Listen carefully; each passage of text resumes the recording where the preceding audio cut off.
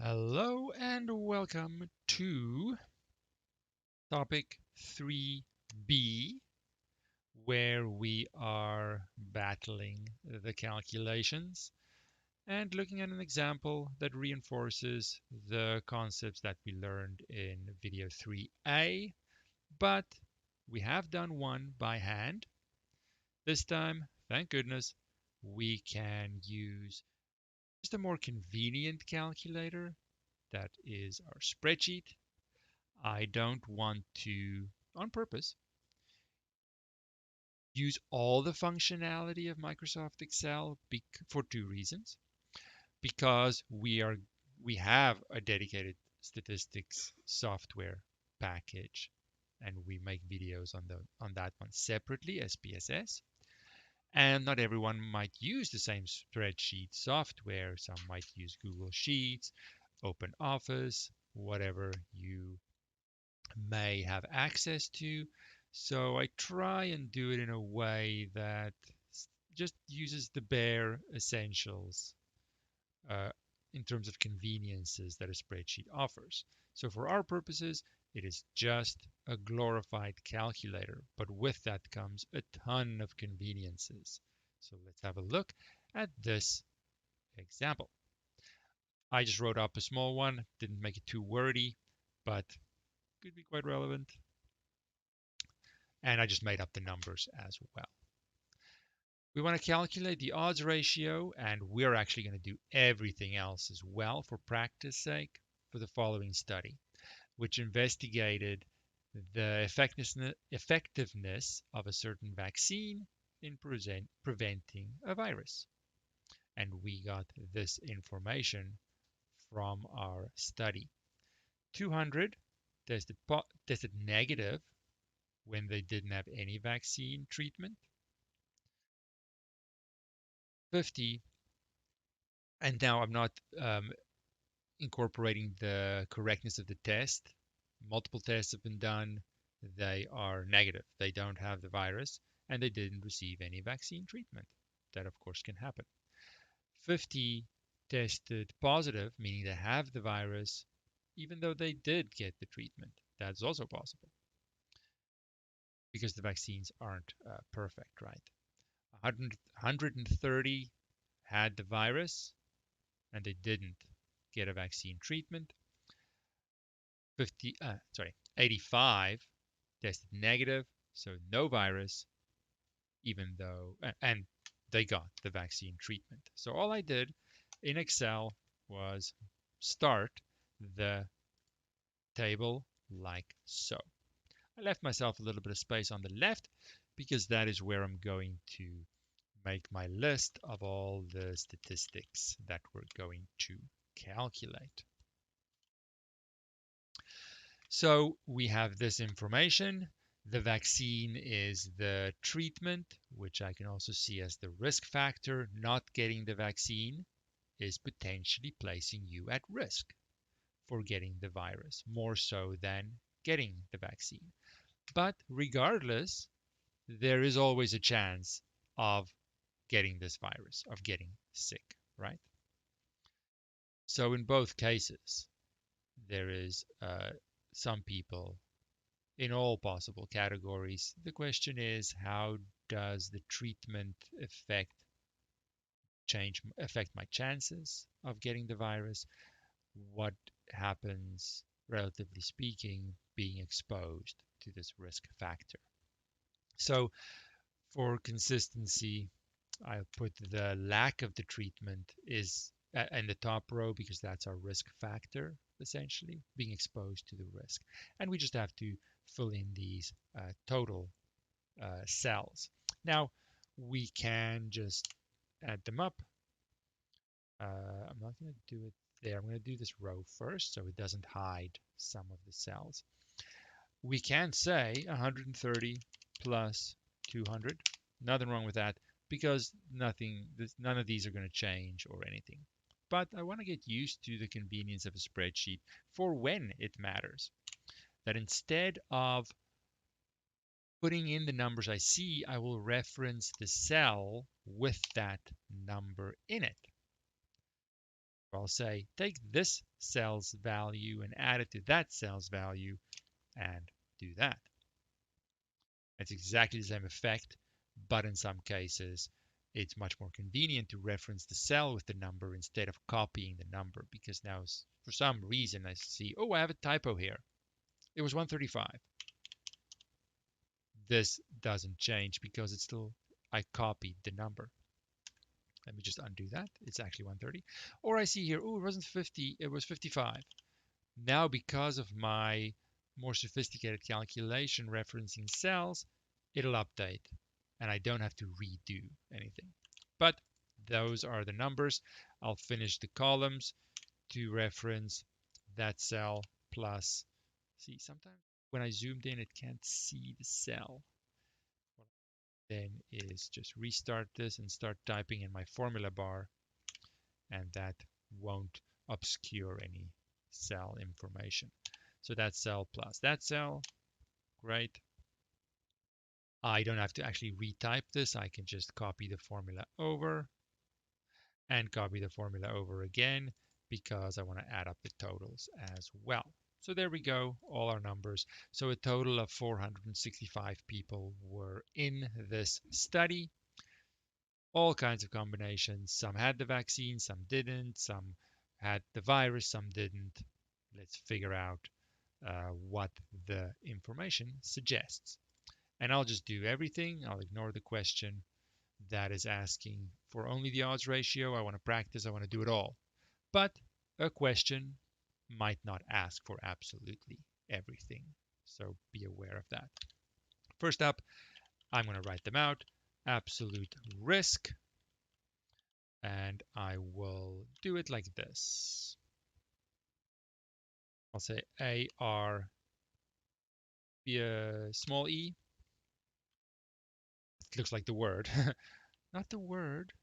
AR maybe big E. There we go. Bold this column as well. It's the answer. Okay. So the absolute risk for the exposed group. Now, just to clarify here, I'll put vaccine up there and I'll say in brackets here, exposed.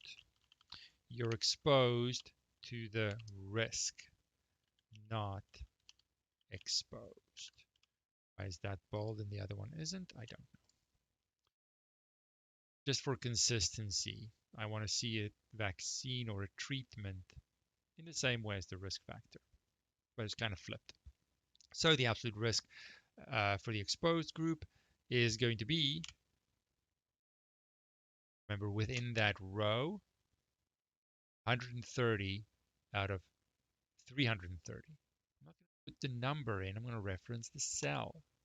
130 cell divided by the total, and I want to make it, I'll show both.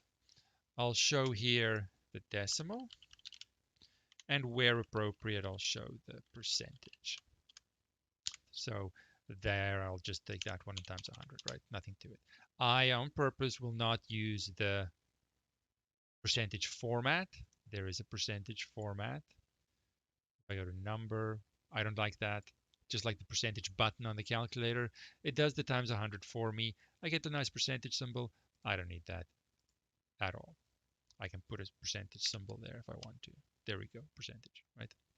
I do, however, want to format this cell to maybe only show a couple of decimals, maybe 2 decimals, and we've discussed all of this in a previous video, right? And maybe in the decimal version, I want to see maybe 4 decimals. There we go. Understanding that Excel will keep the true, most accurate numbers in the background. And a big convenience is that I don't have to see them. I don't have to type them again. I don't have to do anything.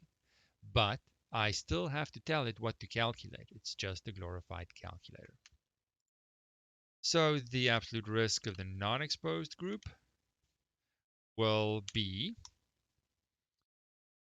the number of people with the positive outcome that have the virus divided by the total in that not exposed group.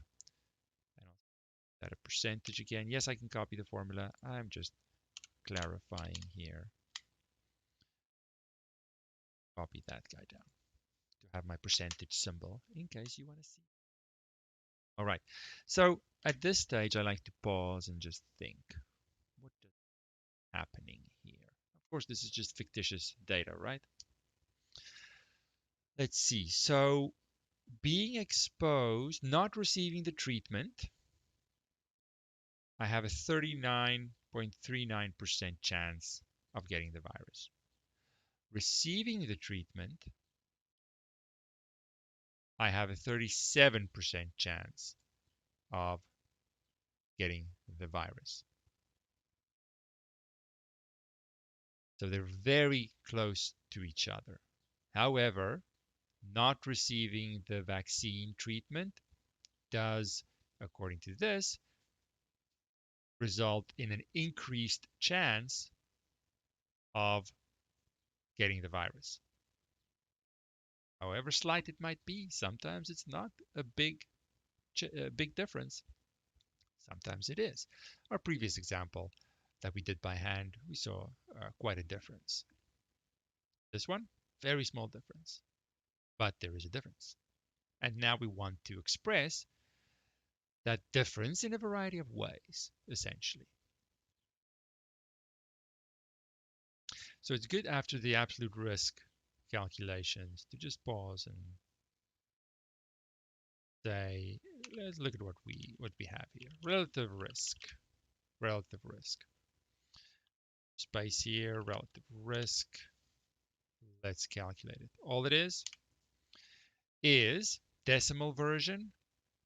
It is the ratio, the bigger one divided by the smaller one. Now, some people say it's always one divided by the other. I like to make my interpretations easier. And for me, interpretations are easier if the relative risk is above 1. So I'm always going to take the bigger one divided by the smaller one, and then just adjust my word interpretation accordingly, understanding which one I did. Not the only option, but I find people struggle with, let's suppose the top one was smaller. Then when I divide by a bigger number, I get a fraction, I get a decimal less than 1. People struggle to interpret that when I compare that to a number greater than 1. And I can interpret it in multiple ways. That's going to be what I go for. I'm going to skip the percentage in this case because I personally perhaps get confused with this specific percentage. And I find that's a little bit of a sticky point, and I don't need to interpret it like that. So the relative risk is indicating what I suspect, that my chances of getting the virus, if I don't get the vaccine, is 1.06 times higher than if I do get the vaccine. I expected a number just above 1 because the two percentages were so close. That's fine. It's totally fine. It's going to happen sometimes. The data that I collect with the intention of finding something amazing might not be that. All of that information, right? But I still want to interpret it. Absolute risk reduction. See how easy the spreadsheet is. Oh, just typing, everything's neat. Oh, sorry. Absolute risk reduction, that's simply the one minus the other one, the arithmetic difference, if you will. I want to do an equal sign here. Now I can go decimal, big minus small, or I can go percentage root, big minus small. And again, some books might tell you always the exposed minus the not exposed. I find it makes interpretations easier if I take big minus small. And let's put a percentage sign there.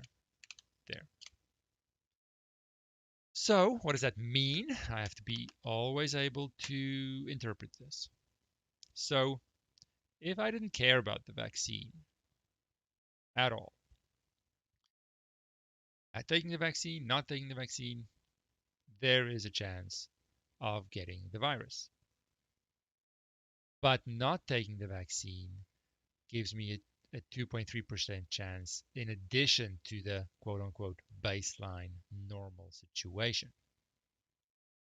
Or, interpreted another way, it's the same way really, just said another way, is people that, from the people that do not take the vaccine, there are 2.35-ish percent of them that get the virus when the treatment could have avoided it. Okay, so important to be able to interpret all of these statistics that we calculate. Next up is the relative risk reduction, where I take this absolute risk reduction and I simply express it relative to the percentages and probabilities that we are working with. An absolute risk reduction of 2.3% might be huge if my initial probabilities were just a few percent. So I have to look at absolute and relative. I have to look at the big picture. I can't just isolate one of these statistics and jump to conclusions. So I will calculate. It is the absolute risk reduction relative to, so divided by the smaller of the two. In this case, it's not exposed. It's the taking the vaccine one. Now there is another way to do it, but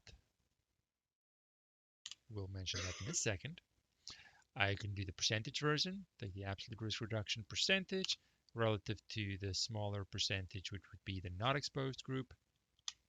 Oh, I want to make that a percentage, right? Oops. That by 100. Because when I divided them, the original percentage unit canceled in a sense. There we go, 6.36%. Now you could look at, relative risk. Yeah, relative risk here. You see here, if I wanted to make that a percentage here, not for interpretation purposes, but to make my relative risk reduction easier to link, you see here that the relative risk reduction is just the relative risk minus my baseline 100%. So I have a 6.36% increase on top of what would be happening anyway if I took the vaccine or I didn't take the vaccine. Right. So let's just carefully interpret the relative risk reduction. If I Okay, so for one way of saying it is that my chances of getting the virus are increased by 6.36% if I don't take the vaccine. Period. We can also talk about the extra bit, but it's going to come up when we do number needed to treat, which is next. So there's no point in repeating myself here. Let's just jump to the next one. Number needed to treat, NNT. Okay, so the number needed to treat. Let's remember what that is. I don't memorize these calculations, to be perfectly honest with you. I have no idea what they are. But by understanding what I am saying with each of these statistics, the calculation should be fairly straightforward. If I just understand what am I trying to say, and it's linked to the initial interpretation. So what am I trying to say with the number needed to treat? Well, I'm trying to see that if people took the vaccine, let me rephrase that as a risk factor. If people weren't exposed to the risk, everyone took the vaccine, there's a chance of still getting the virus. It's the 37.04%. In addition, if some people choose to be exposed to the risk, not necessarily a choice, but if people are exposed to the risk, in this case by not receiving the vaccine, their chances increase by 6.36%. So of this group, there's a portion, 6.36%, that for which the virus could have been avoided by giving them the treatment. So that 6.36 is a percentage. That means 6.36 people in 100. So in order to figure out the number needed to treat, I have to calculate. I'll do it over here because it uses the percentage ones. I like the percentage version, but you can of course do the decimal version as well. Didn't like that. Why not? Oh, because in my Discord calculator, I use two equal signs Excel. Okay, so remember the unit here is people. So 15.71 people I need to take randomly from the exposed group, those that don't have the vaccine, that haven't taken the vaccine, in order to statistically catch one person that will test positive. I can then give them the vaccine. Sorry, I can give these 15 people the vaccine, and one person that would have previously gotten the virus now will. So I'll round it up to 16 people. Right? Different ways of saying the same thing. Saying the same thing. And last up, we have the odds ratio. Now for the odds ratio, I want to calculate the odds, maybe two D's, right? Odds for my exposed group. Now I'm just going to calculate the decimal. I guess you could do both. Oh, let's write it in the percentage row. Can I do 130? Yeah, I can. Okay, good. And then the calculation will be, I'll still take the cells, right? I won't copy the numbers. 130 divided by 200. The odds of getting the virus in the exposed group not taking the vaccine is 130 to 200, or standardized 0.65 to 1. So I like to write the odds as well in sort of the original form, help myself, and the odds of getting the virus while receiving the vaccine as well is 50/85. That standardized is the 50 divided by the 85, 0.5882 to 1. Right. Just have enough space here to fill in our last one, which is the odds ratio, which will then be simply the odds of exposed, or the big one divided by the small one in the same way the relative risk did it, divided by the odds of not being exposed to the risk, receiving the vaccine, 1.10. So you see here, in contrast to the previous example, which of course I assume you watched that video, there the odds ratio and the relative risk was quite different. quite different, and the odds ratio sounded much more scary and much more impressive, even though they were saying the exact same thing. It's our interpretation, really, that is a little subjective, unfortunately. Here, the effect of the vaccine based on this information is very small. Small. It's only a 6.36% uh,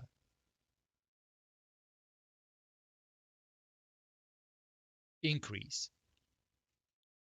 Uh, it's only 2.3-ish% on top of my chances that would have happened. I say sort of regardless, assuming everyone can get the vaccine. 6.36% increase is relative to the base, right? Don't get confused between the absolute risk reduction and the relative risk reduction. Regardless, it's a small percentage, right?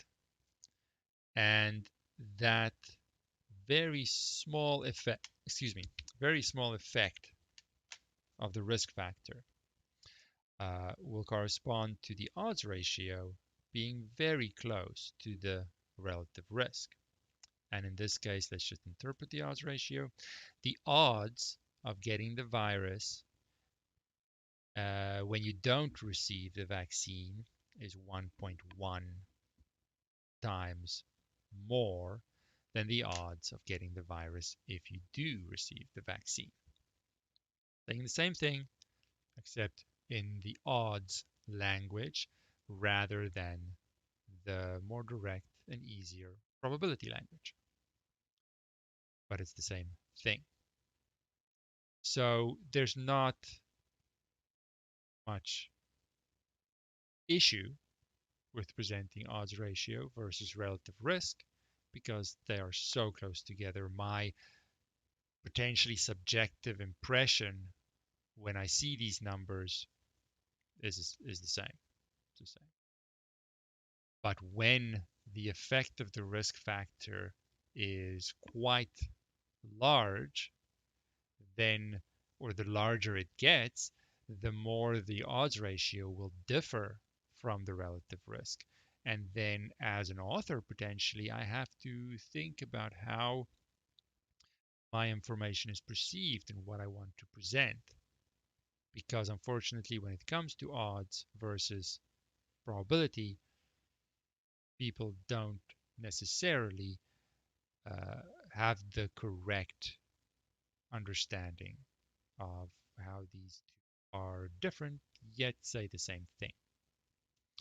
All right, so that wraps up this example. Make sure you can calculate all of these. I strongly recommend familiarizing yourself with the spreadsheet. It is so convenient. If you compare this one to the previous one we did by hand, there is no contest. There's no comparison between the two. This one's way better. And also make sure you can interpret every one of these statistics that we calculate. If you're not sure, I didn't write it down to save time, but I did interpret every one verbally. So please go back and make sure you can do that as well. All right, until next time.